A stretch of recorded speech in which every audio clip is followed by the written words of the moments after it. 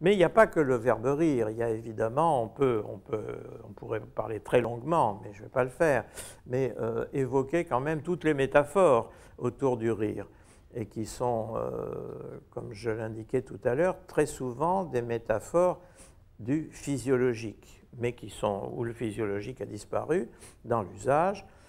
Par exemple, éclater de rire, et le verbe s'esclaffer, par exemple, qui est emprunté à l'occitan, c'est aussi cette idée d'éclater, c'est une variante. Et Rabelais, qui ne se contente pas d'employer les mots, souvent le premier en français, ne se contente pas de ça, il fabrique un dérivé que j'adore, qui est s'esclafoyer de rire. On voit très bien. Se tordre de rire, avec comme image supplémentaire ce tire-bouchonner ou se gondoler. On ne voit pas bien le rapport avec Venise, mais enfin bon, on peut le chercher tout de même. Ça fait toujours allusion au soubresaut et au mouvement incontrôlé de celui qui a un fou rire et qui ne peut pas se maîtriser. Je ne sais pas pourquoi je dis celui, évidemment de celui ou de celle. Le rôle du ventre est très important dans le rire parce que le rire est c'est une technique de respiration. Je veux dire qu'il y a des techniques de respiration qui ne sont pas drôles du tout, qui sont celles du yoga, par exemple. Loin de moi l'idée de dire du mal du yoga, mais enfin, ça n'est pas très gondolant, il faut bien le dire.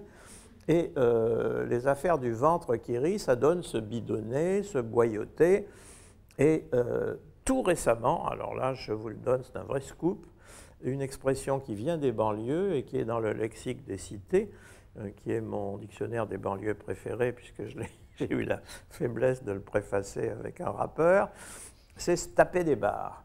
Et se taper des barres, ça veut dire éprouver des douleurs dans le ventre ou dans le bas-ventre.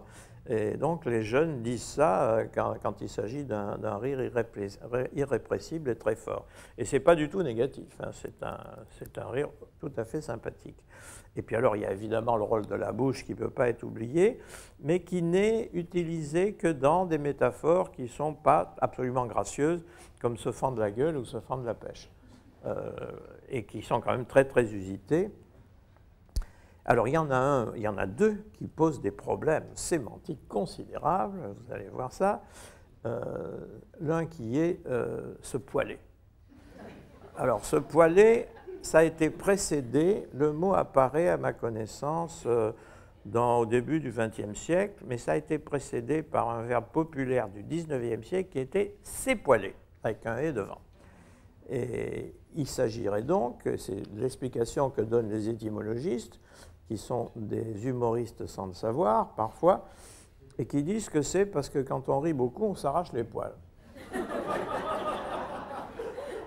J'ai trouvé l'explication formellement licite, mais sur le plan du comportement humain, un peu bizarre. Parce que quand on s'arrache les cheveux, c'est de désespoir, et si on s'arrache les autres poils, ça serait une rigolade totale.